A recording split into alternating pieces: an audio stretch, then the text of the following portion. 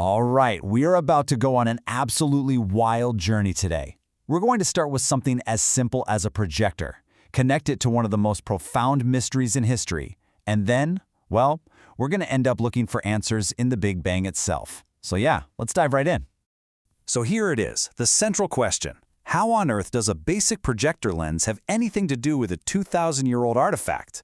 I know, it sounds like a total stretch, doesn't it? But trust me, the connection is surprisingly direct. And to really get it, we first have to go back to basics, like how a lens even works. Okay, so here's the deal with a lens. It takes light from a flat source, like the film in an old projector, and it projects that light onto a flat screen. It's a really precise point-to-point transfer. The entire goal is to create an image that is sharp, focused, and flat. Now remember those three words, sharp, focused, flat. They are going to become very important in a minute. So how does this simple physics lesson apply to the Shroud of Turin? Well, back in the 1990s, a researcher named Nicholas Allen came up with a pretty radical idea. He asked, what if the shroud isn't a painting or a scorch? What if it's actually a medieval photograph? And Allen's idea was incredibly specific. He laid out the whole recipe. You'd need a room-sized camera obscura, a big quartz lens, and a piece of linen coated in some kind of light-sensitive chemical. Then you put a sunlit subject in front of it for a few days, and voila, you get an image. I mean, on paper, the theory sounds plausible, right? But the real question is, does the photo you'd get from this process actually look anything like the shroud? And this is where the whole theory just kind of falls apart. Take a look.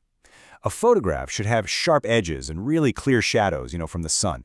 The shroud has neither. Its edges are incredibly soft, and the light seems to come from everywhere at once. But the real nail in the coffin is the 3D information. A photo just captures light. It doesn't know about distance. Yet somehow, the image on the shroud encodes data about how far each point of the cloth was from the body.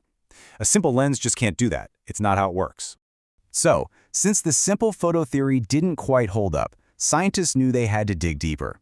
They needed a much more powerful tool to scan the image for hidden clues. And that's what led them to a mathematical technique from signal processing called Fourier analysis. The best way to think about it is like a prism for images. You know how a prism takes white light and breaks it into all its different colors? Well, Fourier analysis does the same thing for an image, breaking it down into all of its underlying patterns and frequencies. The first and most obvious test was to use it to look for the repeating directional patterns that an artist's brush would have to leave behind. And the results were crystal clear. There was no directionality, no brush strokes, so it wasn't a simple painting. Case closed, right? Well, not exactly, because in the process of looking for evidence of fraud, this powerful tool accidentally uncovered something far, far stranger. Yeah, because while they were looking for the work of a human forger, the analysis stumbled onto a physical property of the image that was so strange, so completely counterintuitive, that it created a mystery far deeper than anyone had even imagined. This led to a discovery so bizarre that it's actually been called the double superficiality paradox. And believe me, this finding completely changes the game. Okay, I really want you to let this sink in for a second. Using Fourier analysis, scientists discovered a second, much fainter image on the back of the cloth. And here's the impossible part. The fabric in between the front surface and the back surface is completely, totally unmarked. So let's just break this down. On the front, you have this perfect image that only exists on the absolute top microfibers of the cloth. Then, in the middle, the fabric is clean. No ink, no scorch, nothing. And then, on the back, there's another image, just as superficial as the first. It's almost as if something marked both surfaces from the inside out, without leaving any trace in the middle. How is that even possible? And this one single finding creates a massive problem for every single one of the simple explanations. Think about it. A scorch from a hot statue? That would burn straight through. Paint or chemicals? They would soak in and spread out. They wouldn't leave a clean middle. And we've already seen that an optical projection from a lens would only create an image on one side. Double superficiality seems to defy all of them. So, when all the standard explanations just don't work, where do you even turn? Well, the answer, incredibly, is cosmology. That's right. Scientists have proposed that to solve this mystery, we need to borrow the exact same tools that we use to study the faint, ancient signals from the Big Bang itself. And right here, this is the big paradigm shift. We have to stop thinking of the shroud as just a picture and start thinking of it as a data set. It's like the cosmic microwave background.